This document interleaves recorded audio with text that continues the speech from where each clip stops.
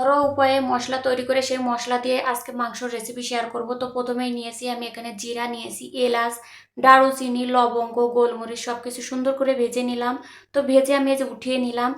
আর উঠিয়ে নিয়ে এই যে ব্লেন্ড করে নিয়েছি, তো আপনারা পাটায় বেটে নিতে পারেন। নিয়েছি পরিমাণ মতো মাংস, দিয়েছি পেঁয়াজ কুচি, হলুদ, লবণ, গোটা জিরা সব কিছু একসঙ্গে আমি দিয়ে দিচ্ছি। এই যে আমি দিয়ে দিলাম মাংসর উপরে।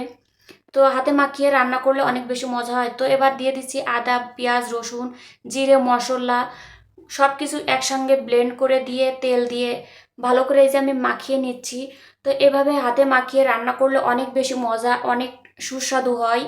আর বিশেষ করে যদি কাঠের চুলায় রান্না করতে পারেন তাহলে তো আরও অনেক বেশি খেতে দ্বিগুণ বেড়ে যায় স্বাদটাও। তো আমি যে ঢাকনাতে কিছু সময় ঢেকে লো আঁচে জাল করে নিলাম, তখনই দেখুন তেলটা কত সুন্দর একটা উটা উটা ভাব হয়ে গেছে। আর মাংসটাও কত সুন্দর একটা দেখতে কালার চলে এসেছে। তো আমি এই পর্যায়ে দিয়ে দিচ্ছি কয়েকটা রসুন, আস্ত রসুন, আর দিয়েছি আস্ত মরিচ, এটা ছিল কাঁচা মরিচ। তো সাথে দিলাম কিছুটা পরিমাণে আলু, দিয়ে ভালো করে নাড়াচাড়া করে নিছি।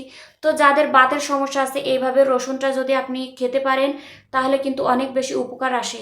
আর কাঁচা মরিচটা দেওয়ার কারণ হলো ফ্লেভারটা ভালো আসবে তার জন্য। আর যেহেতু বাচ্চারা আছে তাই আলুটা দিয়েছিলাম। কিছু সময় ঢাকনাতে ঢেকে আবার এই যে নেড়ে চেড়ে নিলাম। ঝোলটাও একেবারে শুকিয়ে গেছে, এই পর্যায়ে আমি পানি দিয়ে দিচ্ছি, দিয়ে নেড়ে চেড়ে নিচ্ছি।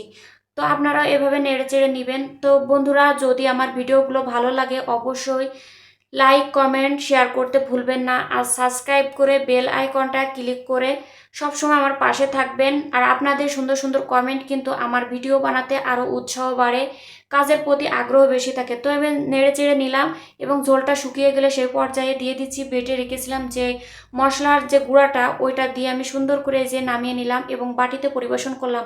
রেসিপিটা কেমন ছিল অবশ্যই বলবেন।